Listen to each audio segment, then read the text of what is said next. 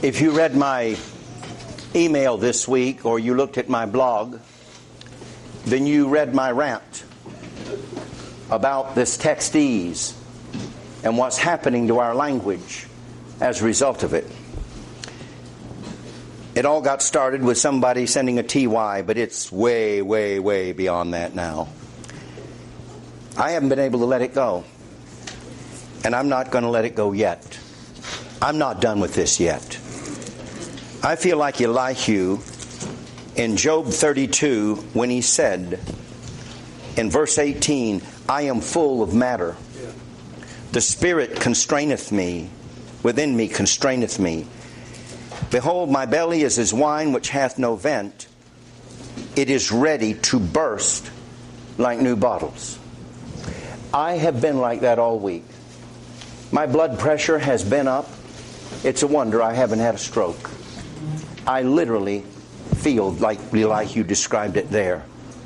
And this is not going to be a softly, easily delivered sermon. It's probably going to be one of the toughest I've ever preached.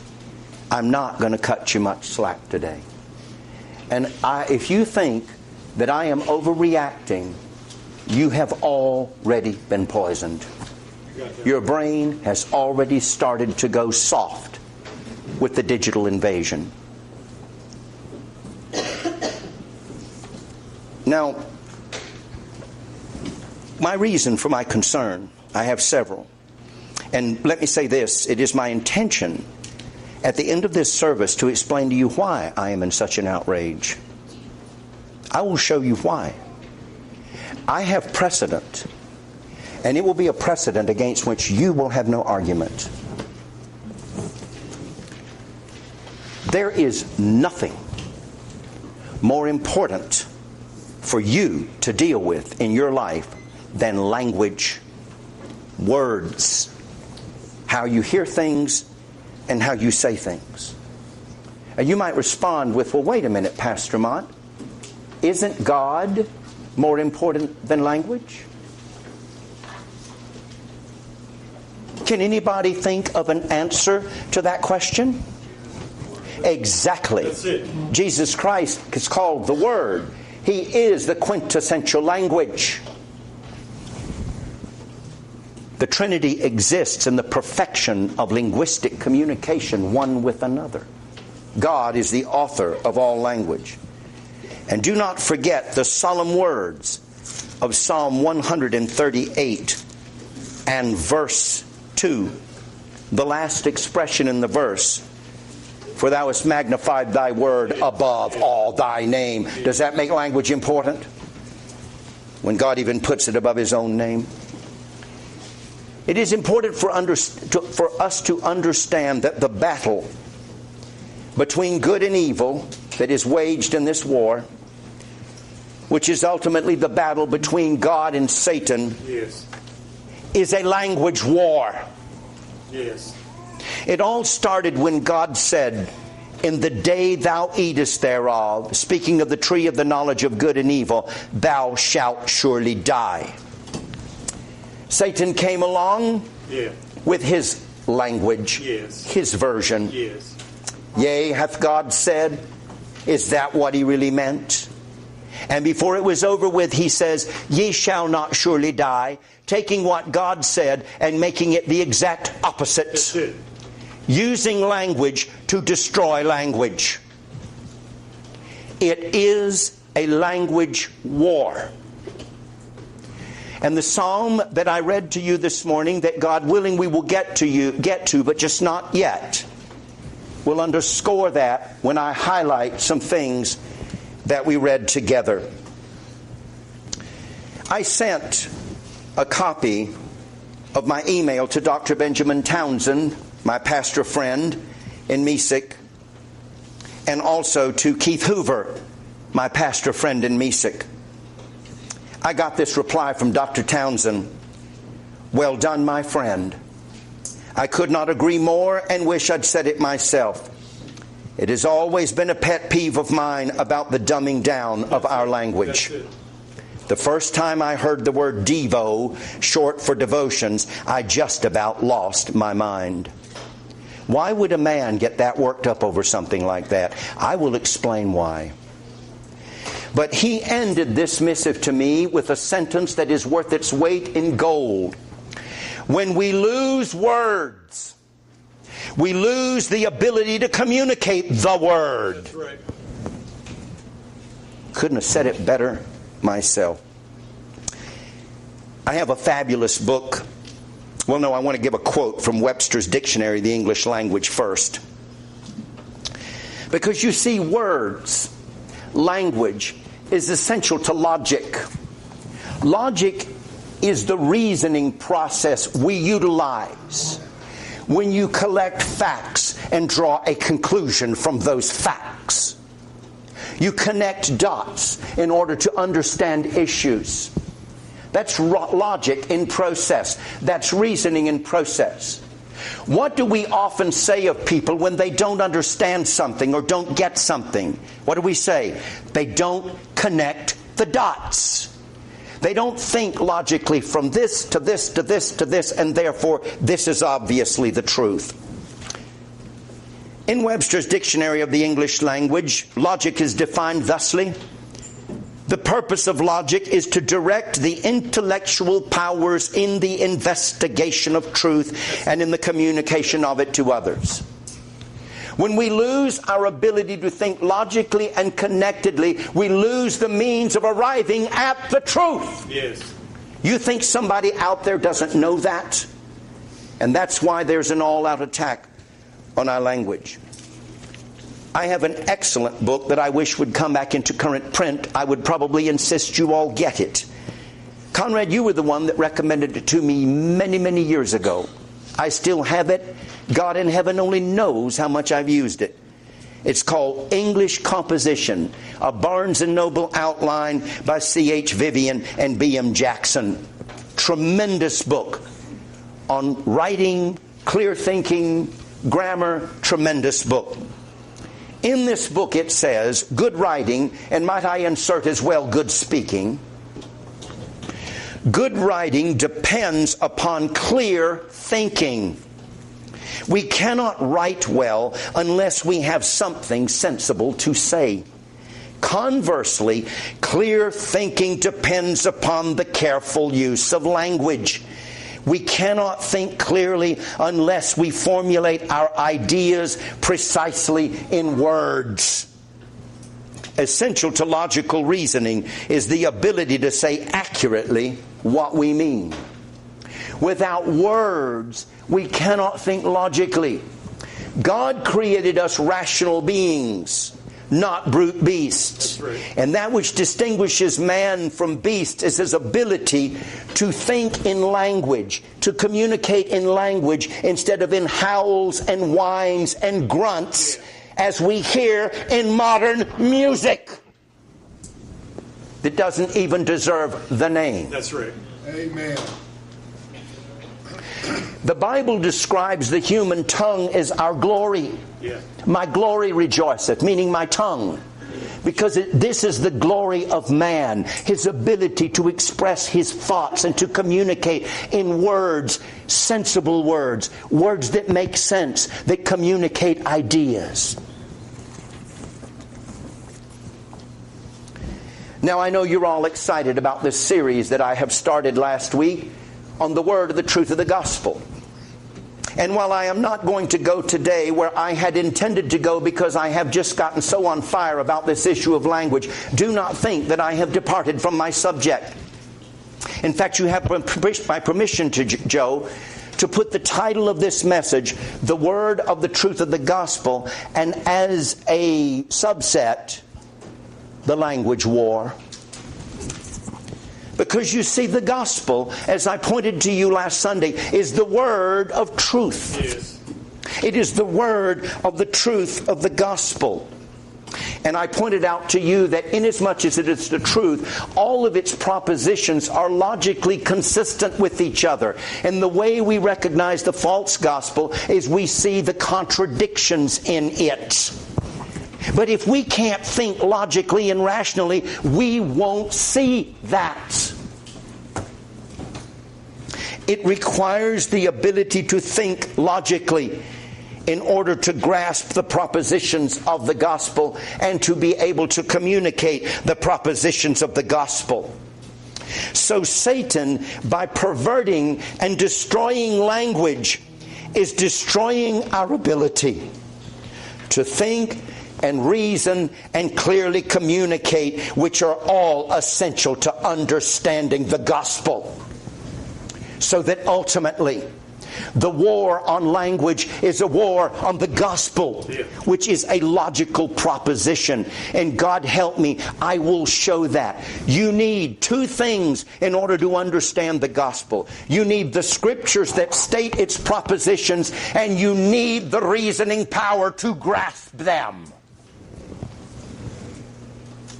And that is why the Apostle Paul in the book of Acts, when he was presenting the gospel in Acts 17:2, and Paul, as his manner was, went in unto them and 3 Sabbath days reasoned, used logic with them out of the scriptures, opening and alleging that Christ must needs have suffered and risen again from the dead, and that this Jesus whom I preach unto you is Christ. And then on down in Acts chapter 18, Acts 18, the Apostle Paul is in the synagogue, and we read in verse 4, this is at Corinth, and he reasoned in the synagogue, reasoned in the synagogue every Sabbath, and persuaded the Jews and the Greeks. I'm listening to this preacher sometimes from Phoenix, Arizona, Tempe, Arizona, in fact. He is a rank Arminian and despises the doctrine of grace that I preach. And as he criticizes this doctrine, he criticizes the fact that we use reason to arrive at it. That's why he doesn't see it. He criticizes our use of logic. Talk to the average digital dimwit, and all they see is John 3:16, God so loved the world, God is love. And they never get past that. They are incapable of taking that word world and reasoning out to the conclusion that it can only refer to a limited rather than an unlimited number of people. And God structured His Word in such a way as to require us to use our logical reason to arrive at that conclusion. But when you throw logic and reason out the window, you'll never see that. Idiot. So you see what Satan is up to. Several years ago, we had a controversy in our church over whether baptism results in addition to the church or not. And it centered largely on my interpretation of Acts 2:38 through 41. Verse 38 was quoted by our sister this morning. Then Peter said unto them, Repent and be baptized every one of you in the name of Jesus Christ for the remission of sins, and ye shall receive the gift of the Holy Ghost. For the promise is unto you and to your children and to all that are afar off, even as many as the Lord our God shall call. And with many other words did he testify and exhort, saying, Save yourselves from this generation. Then, you've got a logical sequence. There's been a command to get baptized. Now this results from the giving of that command. Then they that gladly received his word, which embodied the command to be baptized, were baptized. Were they baptized because of what Peter preached? He said, be baptized, cause, effect, then they that gladly received his word were baptized. But that was not the only effect. The sentence didn't end there. And there were added unto them the same day about 3,000 souls, which shows that the addition to the church also occurred in response to the command to be baptized, leaving us with the only conclusion that addition to a church is a result of baptism. That word then is what we call in English grammar a conjunctive adverb, joining two elements together. The argument was made against me that I had deceived the congregation because conjunctive adverbs only join two main clauses together. The argument being that the only main clause in verse 41 that was being joined to the main clause in verse 40 was that first one. Then they that gladly received his word were baptized. That conjunctive adverbs only join two clauses together, where I was arguing that it was joining the whole sentence to what went before, which happens to be two main clauses. They that gladly received his word were baptized, being the first main clause, and there were added unto them the same day about 3,000 souls, being the second main clause. And to prove his point, he was pulling out English grammar books that would say conjunctive adverbs join together, connect together two main clauses. I had an older grammar book that I referenced that said it joins together clauses. It can join together clauses, sentences, and paragraphs. He ignored that and went on to argue it could only join two main clauses. Something that sadly occurred to me later that I wish I had had at the time to bring forward is this fact. He was quoting modern grammar books. And in modern English, we write short sentences. We don't write longer, more complex sentences that consist of more than one clause. But back in the day, in the Bible day, back in the older era, they would pay attention sometimes to the sentences in your Bible. They're long sentences with multiple clauses, main clauses, and subordinating clauses. This is the way they wrote when people were more literate than they are now. After Don Dirkscheide's father deceased, Don Dirkscheide comes from German background. Dirkscheide is as German a name as you're going to get anywhere. Dirkscheide. And he gave to me some books that had been in his father's library. They're old German books, and I mean old, written in the old Buchstabe. And these are good stories. In fact, I'm reading one right now. And I remember one of these books that I was reading, noticing that there was a sentence in this book written in the old-style German that it was an entire paragraph. One paragraph, several lines of text, one sentence. And I submit to you a conjunctive adverb can connect that whole paragraph to an element going before it. Amen. And I can show you numerous biblical examples of that. But here's my point. Modern English, our mode of expression has shrunk. We don't write longer, more complex sentences with multiple clauses and subordinating conjunct clauses and so forth. Dependent clauses. We don't do that now. We are writing shorter sentences. But nowadays, with the advent of the digital revolution and with texting and so forth, we're not even writing complete sentences. People, we're not even writing out complete words. I.e. textees. Not even complete words. As in TY for thank you. But this is the one that gets the goat. Hold your seat now. I told you I'm not being nice. But let me tell you something at the outset. As tough as I plan to be and as brutal as I plan to be, it comes from a heart of love and concern for every one of you. I've been your pastor for going on 40 years. If I haven't proven to you people yet that I care about you and I love you, then I'm over. And I'm done. But I have a grievous concern.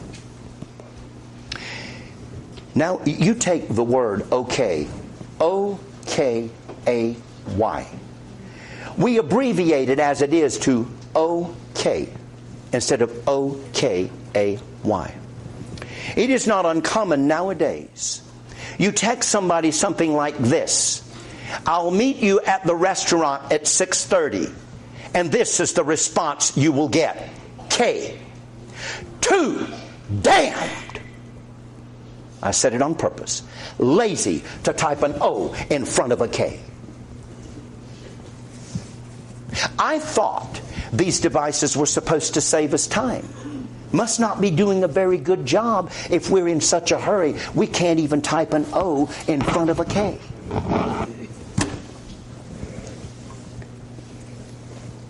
People, this reduction of language is serious business. I never read the book, but I've heard about the book over the years, and I've done a little research on this. Did any of you ever read the book that was published in 1949 called 1984 by George Orwell? Yes. George Orwell wrote of a coming age of a totalitarian state in which there would be developed what would be called Newspeak, a new language for the masses under the totalitarian state. I'm reading to you. In the world of 1984, Newspeak is a controlled language, listen, of restricted grammar and limited vocabulary. A linguistic design meant to limit the freedom of thought. Yes. We think with words. Reduce words. You reduce the range of thought. It is meant to limit the freedom of thought, of such things as personal identity, self-expression, free will, that ideologically threatens the regime of Big Brother and the party, who thus criminalized such concepts as thought crime. Listen.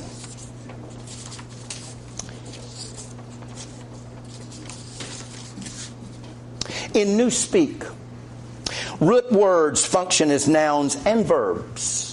In other words, the root word think is now used as a noun and a verb.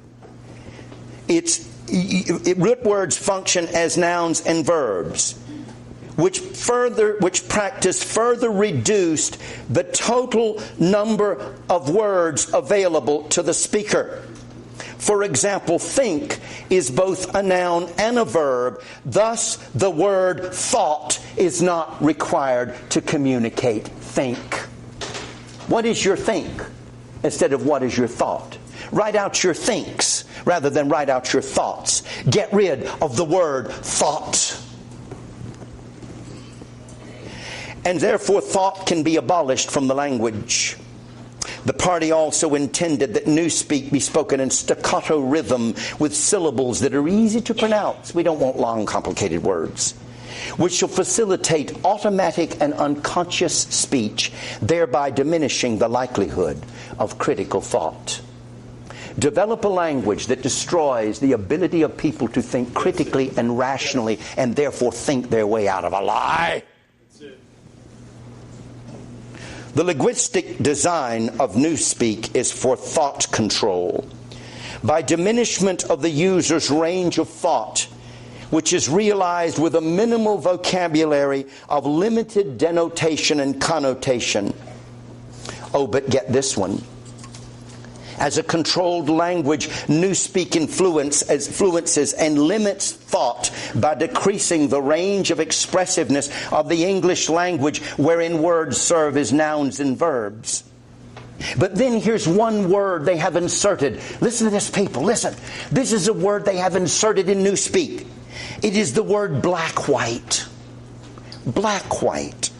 The word black-white denotes Newspeak users' ability to believe that black is white, and to know that black is white, and to forget that one has ever believed the contrary. Yet it has two contradictory connotations.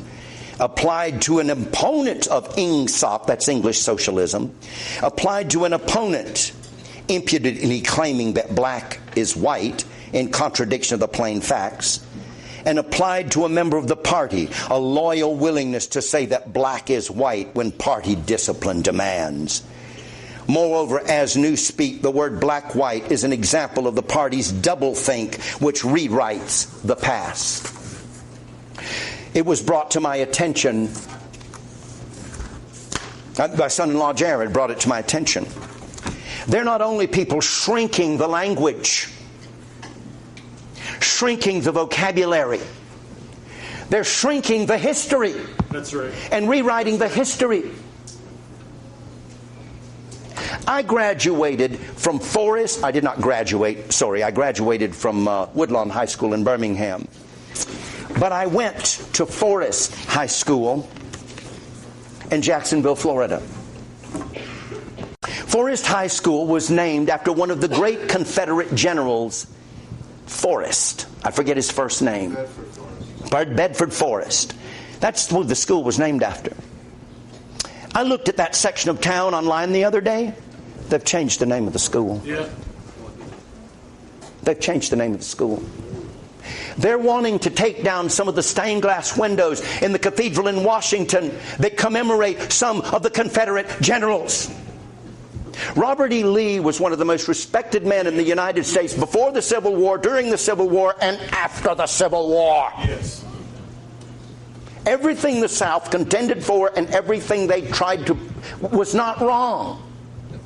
But we rewrite history to accommodate people so that they don't get their precious little feelings hurt. No, I'm not an advocate of the abuse of slavery. But there was more at stake there than just that. Like states' rights. Come on. Now, this brings me to the use of the digital devices, because this is all a major player in the destruction of our language and our inability to think deeply and logically and connectedly and protractedly. The college where our sister Emily Towers is going to learn chiropractic is the same college that Dr. Bridget Bowler went to in South Carolina. Many of you have gone to Dr. Bowler, as have I. The last time I was there to visit Dr. Bowler, we were talking about what's happening with the digital invasion. And she said in her last visit to the college, she was told that they are going to have to redo how they teach the millennials because their attention span is so short. You think I'm going to let one of those clowns crack my neck?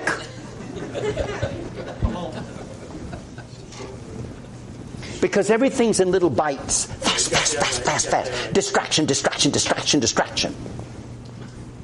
Thus reducing the attention span. People, in order for me to convert people to the gospel of the grace of God in truth, I've got to be able to hold their attention for a while and walk them through point by point by point by point. How am I going to present the gospel in a generation of digital dummies?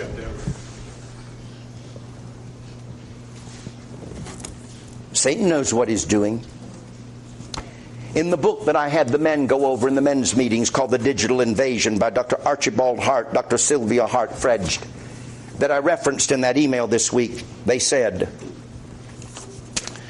find the spot here where it was said, scientists tell us that we are already seeing a diminished ability to reflect, meditate, or contemplate in those who over-engage with the digital world. With the decreased abilities, our intellectual capacity is also on the decline. If we can't disengage, why do you think they're having to rethink how they teach millennials? Huh? Why do you think they're rethinking that? Because of this. If we can't disengage from our digital technology and keep a vital God space alive, we may not be able to engage with God at all. We will not have the physical brain mechanisms to make the connection. Moreover, just in case you think this is a little far-fetched, it would only take a neurosurgeon a minute to cut a few connections in the brain, and our ability to experience God would be gone. Another leading neuroscientist who has researched this topic is Andrew Newberg. He explains breakthrough findings in his book, How God Changes Your Brain. It deals with how the frontal lobe in your brain creates and integrates all of your ideas about God, both positive or negative, including the logic you use to evaluate your religious and spiritual beliefs. It predicts your future relationship to God and attempts to intellectually answer all the why, what, and where questions raised by spiritual issues. That's your frontal lobe, people. But guess what? In essence, he states that when the prefrontal lobe of our brain, the part that does the main thinking, gets overloaded, it begins to shut itself down. Guess what is in our modern world that overloads the frontal part of the brain? Today's digital invasion not only targets the frontal part of the brain, not only overusing it, but also depleting it of simple energy. This impairs our ability to think deeply and consequently communicate with God in a meaningful way. That's science. That's not Ben Mott's opinion. That's the science. And it's coming out more and more and more. Yes, but I hear the argument. But Pastor Mott, are you saying we should get rid of our computers and we should get rid of our cell phones? But what about the refrigerator? But what about the automobile? But what about the house? But what about the electrical light? But what about all of these other advances in technology? But. You people think I'm stupid? Pastor Mott, what are you arguing? You want us to go back and live like savages, live like nomads in the desert before we had all this modern technology? Is this what you're arguing for? But. Listen, I know about all those buts. I have one. Butthead. Stop your butting, butthead, and think for a minute.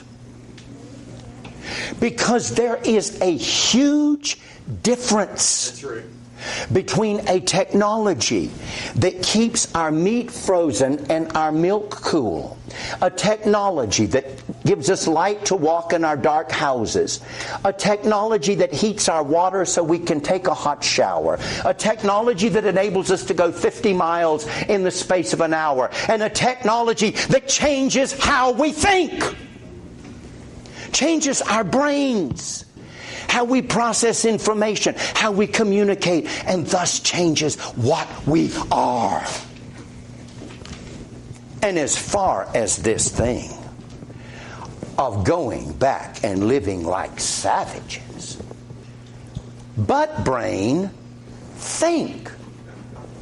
Go to a public high school when it lets out. Go to a shopping mall. Go to the gym and see the people with tattoos all over their bodies, body piercings all over the place, goofy hairdos, the music, boom, boom, boom, boom, boom, boom, boom, boom, and listen to them talk. People, we have never had more technological convenience since the flood, and we have never been more savage. You got that right. Savages love to go naked. We guys have all had to turn our heads away when we looked at the pictures of the women in National Geographic in the jungles with their bare breasts. Look at women nowadays in the summertime, bare breasts. Wearing these yoga pants that leave nothing hidden.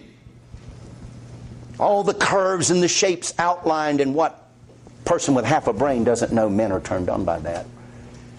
And the men, they're walking with their pants halfway down the butt, showing their underwear, sometimes showing their bare butts. I've seen it.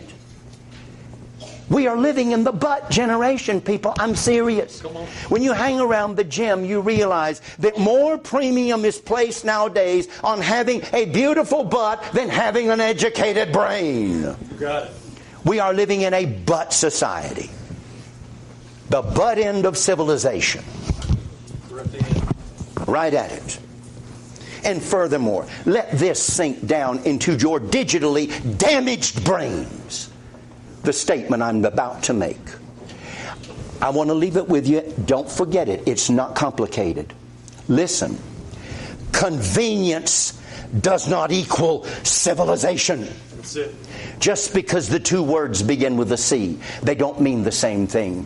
Convenience does not equal civilization. We've never had more convenience. We have never been more becoming uncivilized. Our old forefathers, you read the writings of the Puritans that had no telephones, no televisions, no internet, and read their writings. The average digital dimwit couldn't figure out what they were even talking about. I've read Stephen Charnock on the attributes of God, and every sentence is pregnant with meaning. Powerful, dripping with deep and penetrating thought. Civilization, convenience doesn't equal civilization. Did you get it? So when I'm arguing about these devices, be careful how you come back with this but stuff. Things different are not the same. The sad thing in all of this is that we are letting these devices do our thinking for us. That's the problem. Look, on my iPad, when I go to write a text, when I start out, say I'm going to say in my text, I think. When I start to type the word think, T-H-I, straight away I will be given 3 options at the bottom. Think, this, or something else that has a T-H-I that I don't even have to finish spelling the word. I go, beep. Too damn lazy to write the sentence? You say, why are you cussing? I will tell you later. Digital dimwits. I'll explain it later. But we're letting our devices do our thinking for us. Look at the kids that can't count. So you go to the store and you buy something that costs $2.96. And you give the clerk an extra penny because you want to get a nickel back instead of 4 cents. They can't do it. You got that right. I'm serious. They can't do it. It blows. If it isn't what's on that computer, they can't even think that deeply. Mathematics. I mean, it's pitiful. Pitiful. In the fabulous book, The Shallows by Nicholas Carr, he had this to say. The introduction of new storage and recording media throughout the last century, audio tapes, videotapes, microfilm and microfiche, photocopiers, calculators, computer drives, greatly expanded the scope and availability of artificial memory. Committing information to one's own mind seemed ever less essential. The net quickly came to be seen as a replacement for, rather than just a supplement to, personal memory. David Brooks, the popular New York Times columnist, makes a similar point. He said, I had thought that the magic of the information age was that it allowed us to know more. He writes, but then I realized the magic of the information age is that it allows us to know less.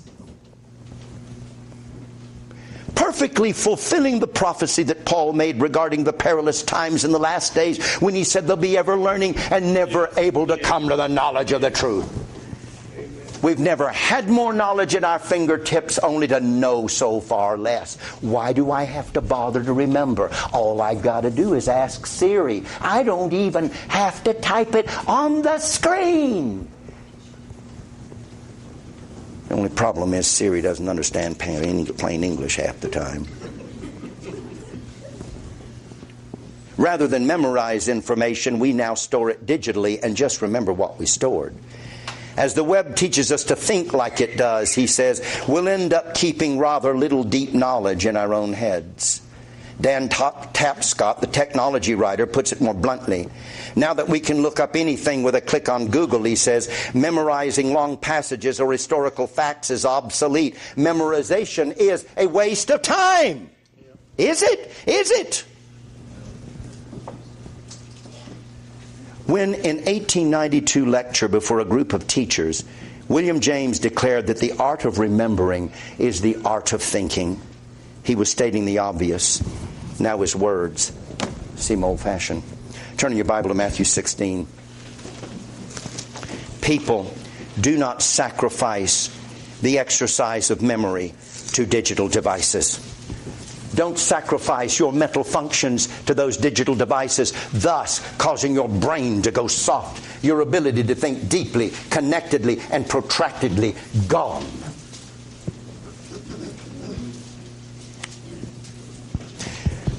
I study foreign languages. They say that's one of the best things you can do to counteract dementia. I don't know whether that's true or not, but I've heard that. You know one of the things that's good about studying another language? Because in order to utilize it, guess what? You have to remember the words to call them out, to communicate. Nowadays, these digital devices will translate it all for you. You don't even have to bother learning the language. You see what we're doing, people? We're giving up our mental skills to a device to do it for us. If you don't exercise your muscles, they go soft. You don't exercise your brain, it goes soft. And we're going to present the logical concepts of the gospel to a bunch of soft heads that are more concerned about their feelings being hurt by politically incorrect statements than they are about truth. You got it. Talk about savage. What did the savages do? This occurred to me the other day. This textese thing.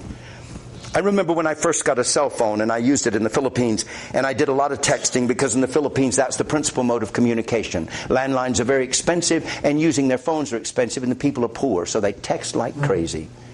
And I would communicate that way, and I caught myself picking up putting 4 for 4 and R for R. Oh, it was new. See, Pastor Mott never did things like that. It was cute back then. It's not cute now. And I'm not proud of it.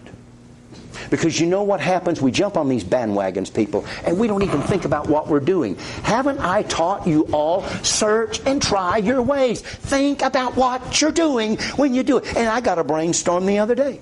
I think these little pictures you can put with your texts are cute as all get out. But the sad thing is now people are communicating with those pictures. They call them emoticons. Instead of writing, now we're using pictures like cavemen drawing pictures on the wall so you'll know what happened when they shot a deer. And you say, I'm talking about going back to living like a savage. We're there! Neanderthal thumb tapping. Exactly. Textese is nothing more than cavemen grunts. It's true. It's true. Shame on anybody that's addicted to these things, as I know people in here have been and some likely are. We are relegating the function of memory to digital devices. But when you lose your memory, people, you lose your ability to understand. See, for you to really get the most out of my messages, you've got to remember things I've said before, because information I'm giving you today is plugging into that. That's right. Well, if the minute you get out of that door, the first impulse you have is to check your phone, and then the rest of the day you're back on the device, checking the sporting scores, checking this, checking that, checking this, checking that. By the end of the day, you can't even remember what I said. You got that. It slipped right out. Well, that's going to hinder you being able to understand what I say, because you lose the hooks to connect the information on. Look, listen to Jesus Christ. This is some of the most powerful stuff you'll ever read. Jesus says in verse 6 to the disciples, "Take heed and beware of the leaven of the Pharisees and of the Sadducees."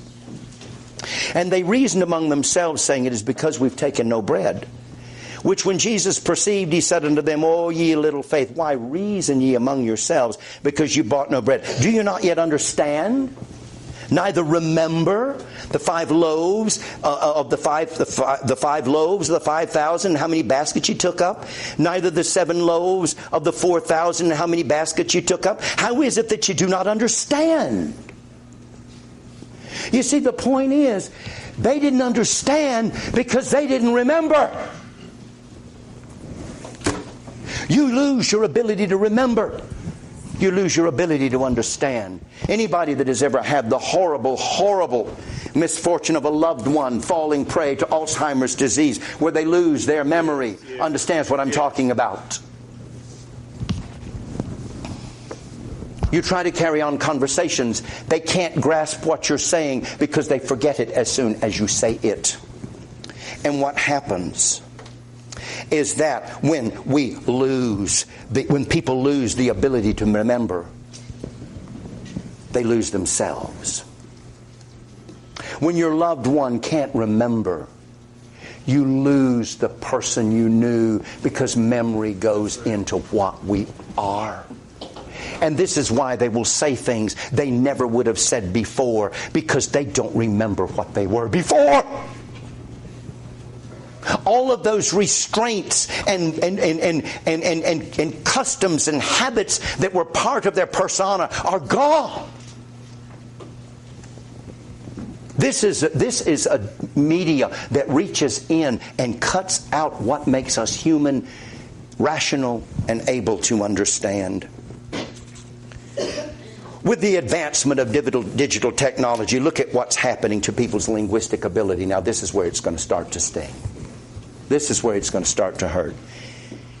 Nowadays, and it's true of people in this room, because it is so ubiquitous, I catch myself doing it.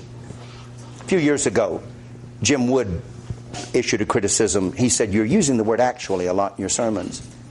I appreciated him pointing that out. Not that I appreciate every criticism, Jim. Some are fair and some aren't. But that was a good one. I wasn't aware of it. And I started listening and noticing, and I thought, where's this coming from? Then I started listening to the general public and realizing it was the common catchword that people were rattling off without even realizing what they were doing, and I made conscience of it, and I stopped it. Now the big one is like. Everything's like. I got up this morning and it was really cold. Listen, was it cold or was it not? What's this like cold crap? I went to the shoe store the other day to buy some shoes. I ended up not buying any because they were so expensive. What's that supposed to mean? Well, you know, Pastor Mott, he's like a really good preacher. He brings really good sermons. Let me tell you something, people. I don't want to be good. Because I happen to know somebody that's good. You know who it is? His Majesty the devil, that transforms himself into an angel of light. I don't want to be like a good preacher, because I know of some good preachers that are Satan's ministers, transformed into ministers of righteousness, called by our Lord wolves in sheep's clothing. Good preachers. What's this crap? Jesus Christ said this in Matthew chapter 5 and verse 37. Start paying attention to yourself. What purpose is that look serving in your language? What's it accomplishing? Nothing. It is nothing more than useless clutter. Well, what do you do with useless clutter that's all around the floor in your house? If you're any kind of an housekeeper like you should be, you put it in the garbage. You know what it's called? Cleaning it up. Clean up your mouth. Clean it up. Start paying attention to how you're talking and get rid of that useless verbiage. The Son of God said in Matthew 5, I told you this wasn't going to be easy. Matthew 5:37, let your communication be yea, yea, not yea like yea, and nay, nay, not nay like nay. For whatsoever is more of these cometh of evil. Remember, we'll give an account for every idle word we utter in the judgment. But you see what Satan is doing, people? Satan is in the business of filling our language with a bunch of useless words, thus reducing the effectiveness of it, so that people are not even directly, plainly communicating in clear statements. It's a bunch of similes, like. And then it's interspersing this. You know what I'm saying? You know what I mean? I mean, it's like they have a sense that they aren't communicating. So I better make sure people understand what I'm saying. We all fall in these traps, people, because everybody's doing it. Satan is in the business of stripping words of their primary meanings and outright destroying them. That's right. This is a war on language. It's a language war. Look at it now. These people that are hip, I guess that's what you call them. I don't know. I'm so out of touch. When something is good, they'll say, man, that's bad. They do. Likewise. Yeah, exactly. That's newspeak black-white. It's no longer good-bad. It's good or bad. It's good-bad. That's exactly it. Thank you, Conrad. Brilliant point. That's newspeak. That's black-white. Have we forgotten the words of Isaiah 5:20? Woe unto them that call evil good and good evil, and put darkness for light and light for darkness, black-white, and put bitter for sweet and sweet for bitter. You've heard me say it till you're probably tired of it. Smearing is art, racket is music, ugly is pretty. I mean, ugly. I mean, see these guys at the gym with these beautiful physiques that they've worked to build. All tattooed up. What's that going to look like when they start coming like a wrinkled old prune like I am? Born in 1984 in Roman numerals. What's that going to look like when it... Picture my girlfriend. What's she going to look like in 20 years? That's your girlfriend, man? You can't do any better than that?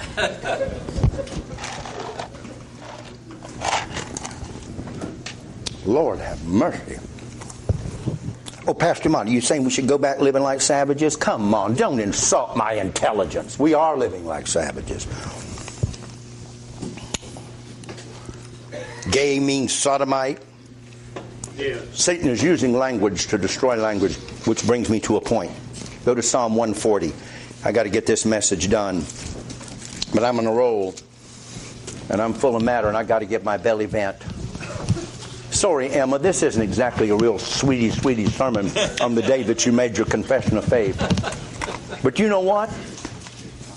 Listening to that brilliant statement of faith, so beautifully worded, maybe this sermon does fit it.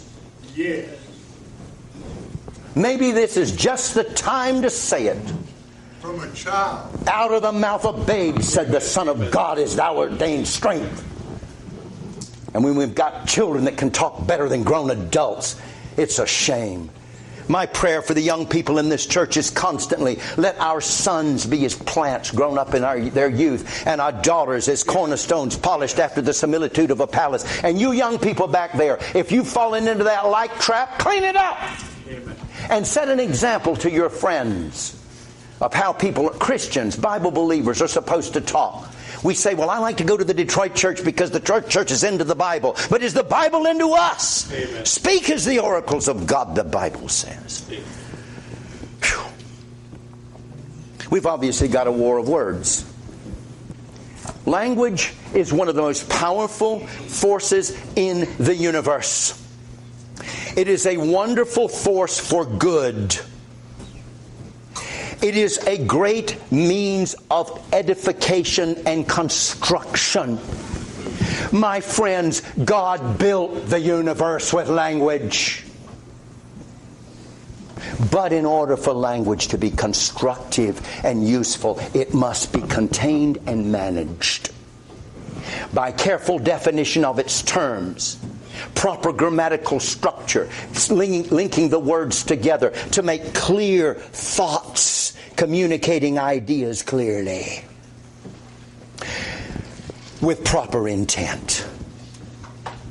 But when language is taken outside those boundaries, it becomes one of the most lethal and destructive forces in the universe. It's the language war. And when we come to Psalm 40, we have obviously a battle going on.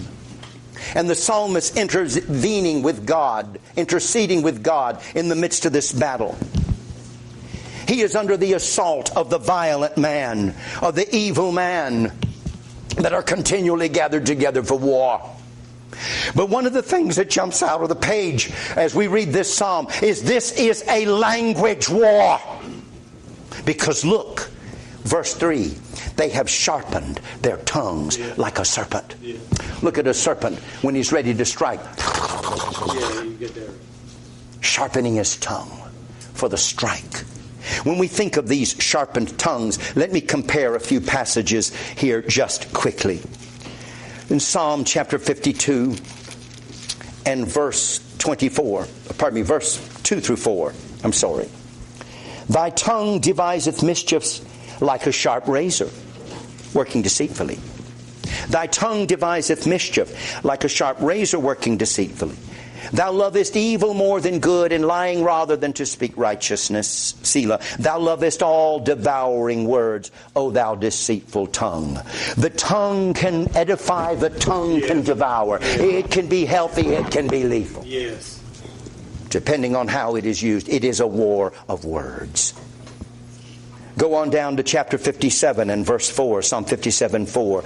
My soul is among lions, and I lie even among them that are set on fire, even the sons of men whose teeth are spears and arrows, and their tongue a sharp sword.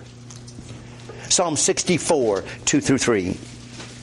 Hide me from the secret counsel of the wicked, from the insurrection of the workers of iniquity, who whet their tongue like a sword, and bend their bows to shoot their arrows, even bitter words, that they may shoot in secret at the perfect.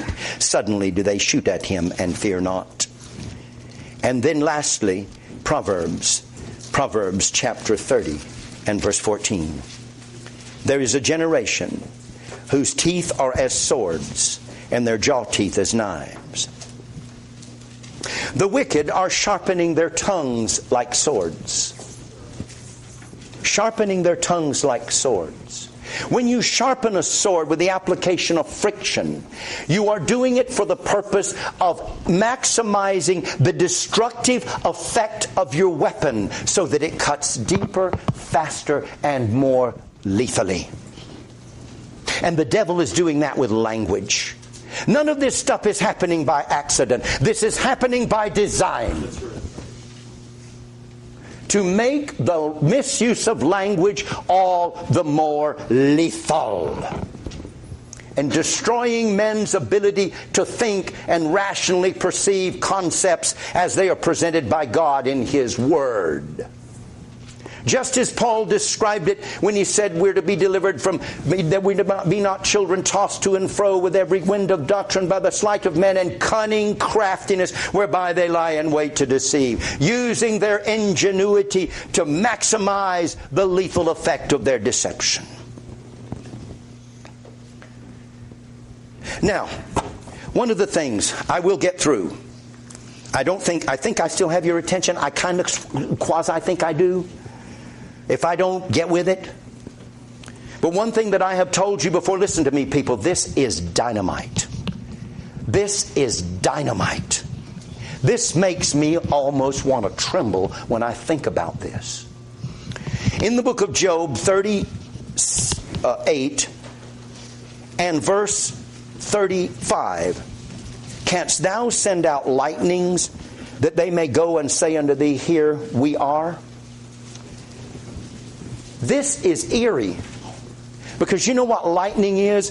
It is electric current. And this is giving us a hint.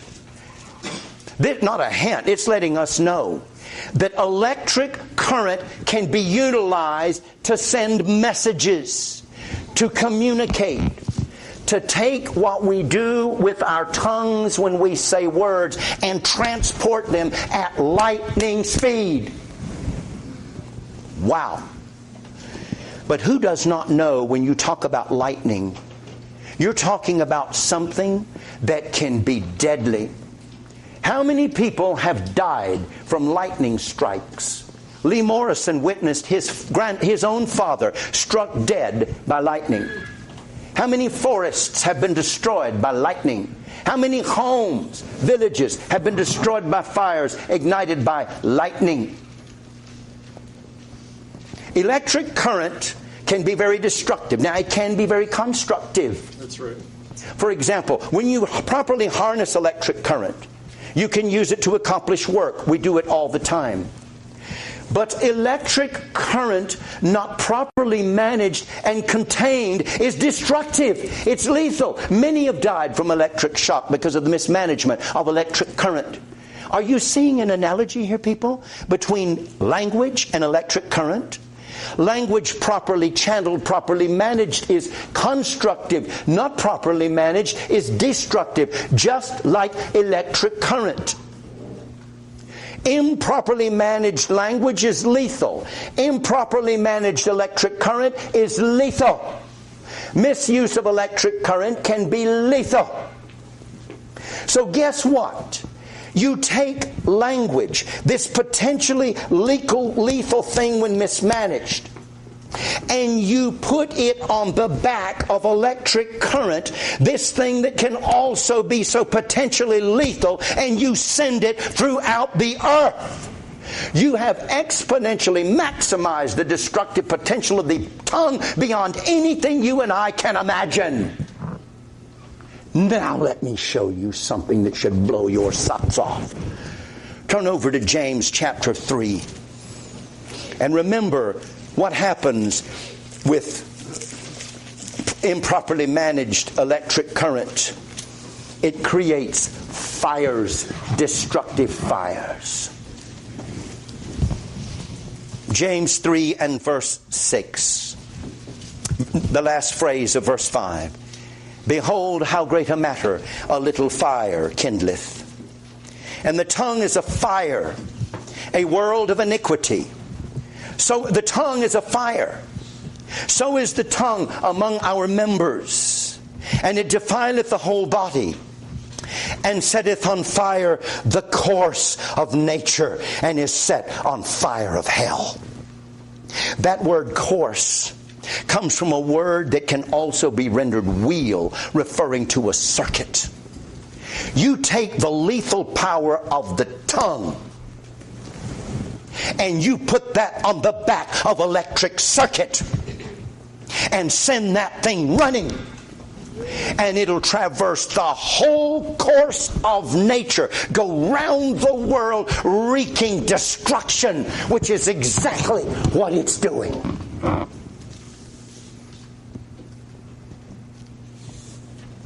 You take those two forces and marry them.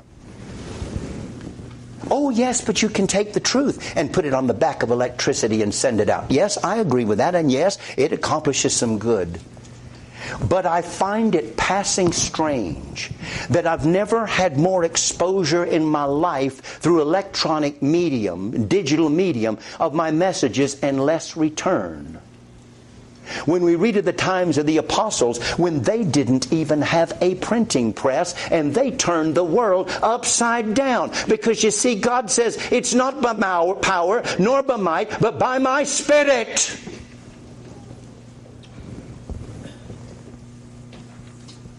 This is sobering. Sets on fire the course of nature. Where do you think this whole homosexual agenda starts? The tongue, the message, the communication. Because remember, the tongue defiles the body. That's where it starts. And then you take that message and you put that thing on electric current through television and talk shows, pushing that agenda, and you talk about setting on fire the course of nature. It's happening before our very eyes. I tell you, this book's on top. You think that's something. Let's go back and let's look at Psalm 140, and I will get done. In Psalm 40, I promise you'll be out of here by 2 o'clock. Psalm 40, look, this is a verbal war. Look at that, verse 3. They've sharpened their tongues. Adder's poison is under their lips. And then go on down in verse 9. As for the head of those that compass me about, let the mischief of their own lips cover them. Let burning coals fall upon them. Let them be cast into the fire, into deep pits that they rise not up again. Let not an evil speaker be established in the earth. You getting the idea? That we've got a war of words going on here. We've got a language war going on here. Now let me show you something that is very eerie, that is being employed in this language war. Read it on the page. Verse 8. Grant not, O Lord, the desires of the wicked. Further not his wicked device. He's got a device. Now I know that word primarily refers like to a plot or a scheme or a stratagem. But who does not know that in formulating a scheme and a plot and a stratagem, you also develop the devices to carry it out? Oh, I'm not done. If you don't think that's strong enough, just wait. Just wait. This digital technology we have today is purposefully designed to be addicting. There was a documentary on 60 Minutes, a young man that had worked for Google that had left and was sounding out that they purposefully designed that stuff to keep you going back, to get you hooked on it. It's addicting. An addicting device. But Pastor Matt, it's so convenient. I want an iPhone. It's convenient. It's so convenient. I got a smartphone. I like it. It's convenient. You can find the cheaper gas. You can buy things for cheaper prices. You can take pictures with it. It'll turn your lights on. It'll control your thermostat. You can do your banking on it. You can even put your credit card on it. You don't even have to take money. You don't even have to take your card with you. You don't even have to have a wallet. You can just have your phone. It'll tell you where to go. It'll spell your words for you. It'll do your calculations. You can write your lists on it. And on and on. It's so convenient. It's so convenient. Listen to me, you bunch of digital dimwits. That's the trap. The convenience is the trap. The more things you do with it, the more convenient you avail yourself of its conveniences, the more tied to it you are, and the harder it is to get away from it. But notice, in this war of words, where the devil, through the electronic medium, is getting into our brains and altering how we think, interfering with our ability to think in logical, reasoned propositions verbally. Notice something about that. While you're in Psalm 140, look at verse 5. The proud have hid a snare for me. And cords, there's a trap, but it's hidden where you don't think it is. They have spread a net by the wayside. They have set gins for me, Selah. Gins. They have set gins for me. Listen, if I've still got your attention, unless you're so digitally soft, I lost you about 3/4 of the way back there. If I have not lost you in this message, there is hope. Amen. Maybe you're not so digitally dim-witted after all. But listen to the definition of gin, your English definition. First and foremost, it means skill or ingenuity. Secondly, as that definition is expanded out in application, an instance or product of ingenuity, a contrivance, scheme or device, a project of ingenuity, a mechanical contrivance or device, a machine, like an engine, cognative of the word gin. 4, specifically, a contrivance for catching game, a snare, net, trap, or the like. Here is a contrivance, obviously the product of brilliant ingenuity, designed to function like a trap. There it is. Psalm 40, welcome to 2017.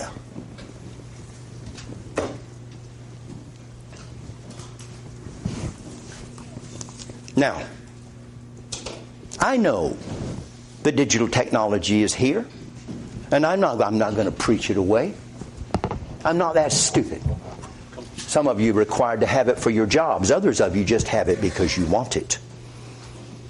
But what I want you to do, people, is I want you to recognize that you are holding in your hand or carrying in your pocket a potentially lethal weapon. Yes. Do not view it as your companion or as your friend. It is a lethal weapon that is designed to destroy your ability to think clearly and logically, and to keep you distracted and entertained to death where you can't concentrate on a sermon if it goes over like this one is. The way I want you to treat your phone is like the trainer in the circus that brings out the lions. Come on, Christian. Come on. A whip in one hand, a chair in the other, and keep your distance. Don't do everything with it you can do with it. Think of ways to do things without it so you don't become so tied to it. Things like maybe do your financial records the old-fashioned way with pencil and paper. Maybe do crossword puzzles on paper or magazine, not on a device. Maybe draw pictures. Maybe actually do the, God forbid, turn it all off and sit down with your spouse and look each other in the eye and have a heart-to-heart conversation. Go visit a friend instead of text. Do what Linda and I did one night when we gave up our Friday night movie to go play board games with Matt's family. Enjoyed it so famously. I got to know you better, Josh, than ever got to know you before. You've got a personality. You sit there quiet every Sunday. This kid's eaten up with personality. You get him into a board game and, man, he comes alive. Of course, I'm not telling the roomers anything they don't know. Sometimes he comes a little too alive. But anyway, we love him. But you see what I'm saying? You know what I'm saying? Like, come on. Like really? Like, yeah, you know. Think of ways. Get creative. And if you can't get creative on ways to do things without your device, your brain's already gone soft. Read a book. Instead of relying on your device to look up a word, actually get off your fat butt. Remember, we're in the butt age. Get off your butt and go look it up in a dictionary in a book.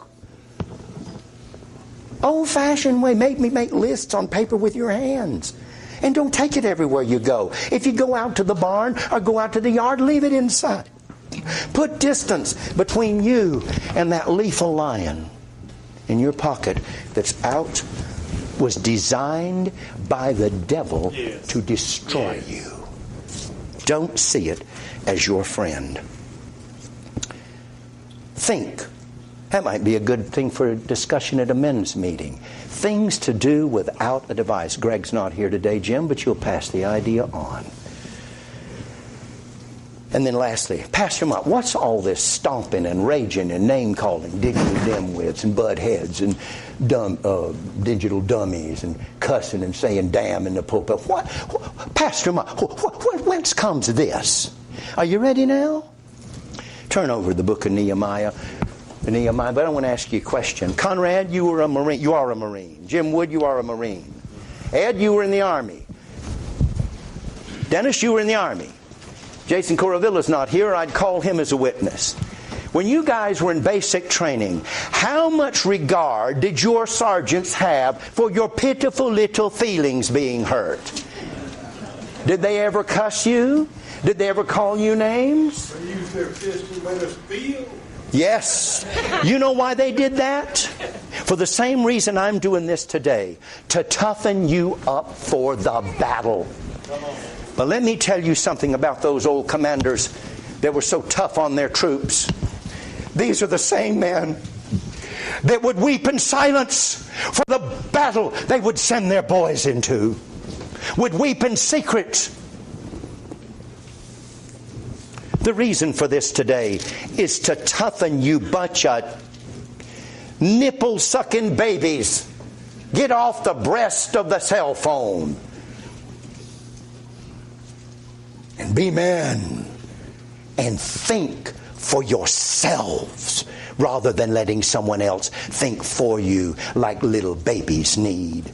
Look at the people. Look at the people. They're literally walking around like this. Dogs on a leash. You know I'm not exaggerating. When you sit down in a doctor's office, what's your first urge? When I go meet somebody for dinner or breakfast or whatever, many times when I walk in the door, if I get there after them, you want to guess what they're doing? What everybody else is doing on a device. You can't sit there and connect with yourself. Maybe just think. Just meditate. Just sit and look around the room and gauge the tenor of the times we live in. Here's my reason for all this hoopla, cussing, fit, and raging. Here it is. Verse 23. Let me read verse 25 of chapter 13. Nehemiah 13:25. I'm going to close out on this. 13:25. I don't often go this long, but once in a while I'm on a roll, and I do. I don't think I bored you, though. Preaching. And I contended with them. This is Nehemiah, the man of God, the leader of the people. I contended with them and cursed them and smote certain of them and plucked off their hair. I'm glad I'm not in that crowd. And made them swear by God, saying, you shall not give your daughters unto their sons, nor take their daughters unto your sons or for yourselves. But what provoked this? Outrage. Look at verse 23. And in those days also I saw the Jews that had married wives of Ashdod, of Ammon, and of Moab, and their children spake half in the speech of Ashdod, and could not speak in the Jews' language, but according to the language of each people. It was because of the way they were talking. It was the language issue. They couldn't speak the Jews' language, which was the language of the Bible. They were speaking the language of Ashdod, like people today are speaking the language of the savages. It was a language issue that set that man of God on a rampage, a cussing rampage. And it's what set this man of God on his. Amen.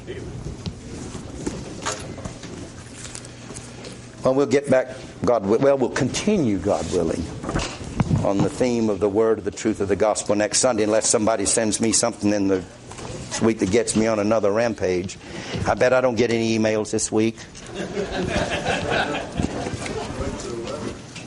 Want to hear grace, don't you? And if you know, and there are books, people. There are books like The Digital Diet, The Digital Invasion, What the Internet is Doing to Our Brains, The Shallows. There's all kinds of books out there that'll give you all kind of suggestions on how to control this stuff instead of letting it control you. Destroy your families. Let's sing that happen.